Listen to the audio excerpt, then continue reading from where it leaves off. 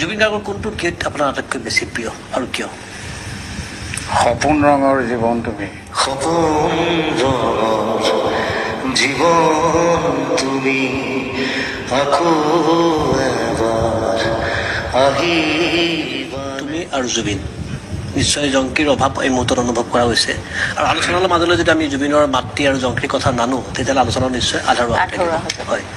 কি ক'বা তুমি?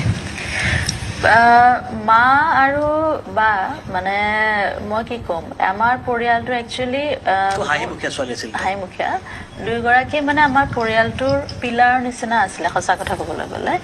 মা মানে আমাৰ ল'ৰা ছোৱালীকেইটা আমি কি কৰোঁ নকৰোঁ, ক'ত ইণ্টাৰেষ্ট, কেয়াৰ লোৱা, এভৰিথিং চব মায়ে কৰে।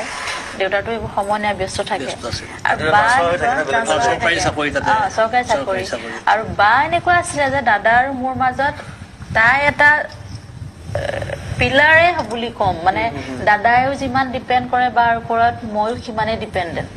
চ' সেইটো এটা মানে সেই দুখটো মই কি ক'ম, এটুকুৰা মানে কেতিয়াও নুশুকোৱা ঘাঁৰ নিচিনা। আমি এই মুহূৰ্তত প্ৰতিটো মুহূৰ্তত সেইটো ছাৰ নিচিনা আমাৰ লগত থকা বস্তু। আমাৰ আটাইবোৰ মিলি পেলাই এটা sense of equality reign between us amongst আছ।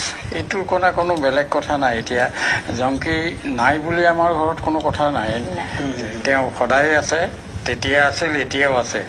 খালি তেওঁ শাৰীৰিক অৱয়ৱটো আমাৰ মাজত নাই, কিন্তু তেওঁৰ সত্তা, তেওঁৰ চাইকলজি, তেওঁৰ ইনষ্টিংক্ট চব এতিয়াও আমাৰ মাজত ঘূৰি আছে, কামেই কৰি আছে। জুবিনৰ মাজতো কাম কৰি আছে, মানে পামীৰ মাজতো সেই একেটা কাম কৰি আছে।